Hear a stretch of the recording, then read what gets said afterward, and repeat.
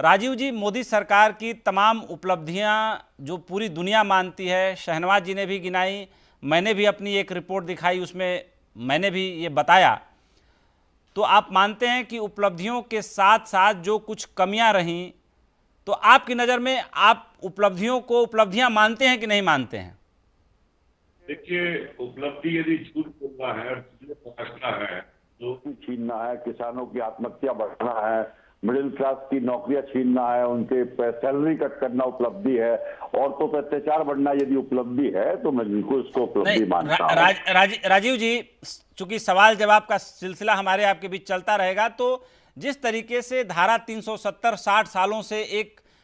अबुझ पहेली बन गया था, 491 साल पुराना विवाद राम मंदिर का मुद्दा था, एक सोशल अवेयरनेस के लिए जो 3 तलाक का मामला था,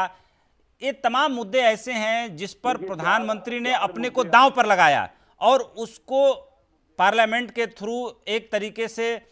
इसको जनमत संग्रह तो नहीं कह सकते हैं, लेकिन मोटा मोटी उनको बहुत स्वागत मिला, बहुत ज़्यादा अप्रेजल मिला पूरे कंट्री से और जितने भारतवासी दुनिया के जिस भी कोने में रहते हैं। क्या आप इन बातों को उपलब्धि नहीं मानते?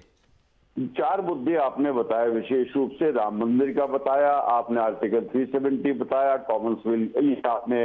ये जो तलाक, ट्रिपल तलाक वाला बताया। मैं इन तीनों मुद्दों के बाद जब मोदी सरकार ने ये मुद्दे, आप कह रहे, मैं नहीं कह रहा इस बात को, क्योंकि राम मंदिर का मुद्दा तो कोर्ट ने सॉल्व किया है और कांग्रेस पार्टी जिसने राम मंदिर में ताला खोलने का काम किया और नींव रखने का काम किया हो, तो शिखर पे भारतीय जनता पार्टी ने वोट लिया। हमने तो कभी वोट नहीं मांगा, हम तो भव्य राम मंदिर का निर्माण करने के पक्ष में शुरू से थे। लेकिन हम ये पूछना चाहते हैं कि जब देश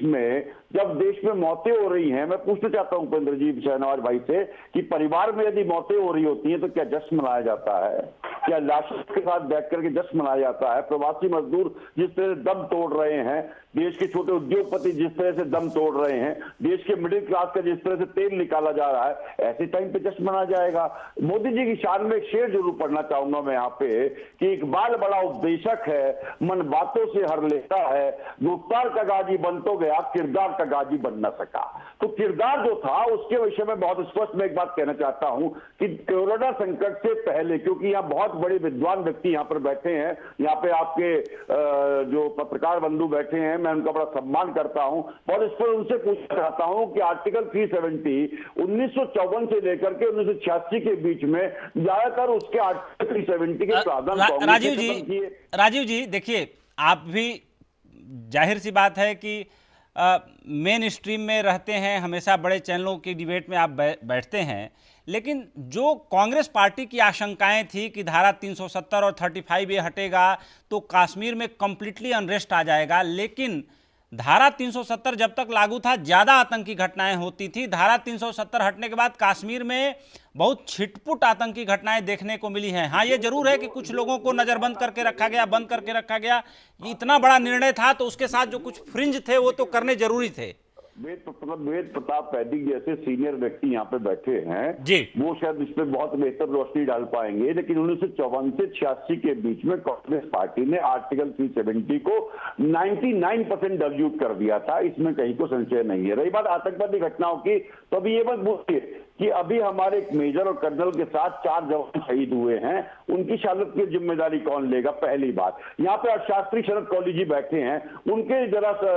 जेर नजर एक बात कहना चाहता हूं, बहुत स्पष्ट कहना चाहता हूं कि बेरोजगारी दर 45 साल में सबसे ज्यादा थी, कोरोना संकट के पहले 7.78% थी, देश के एक्सपोर्ट बढ़ गए थे,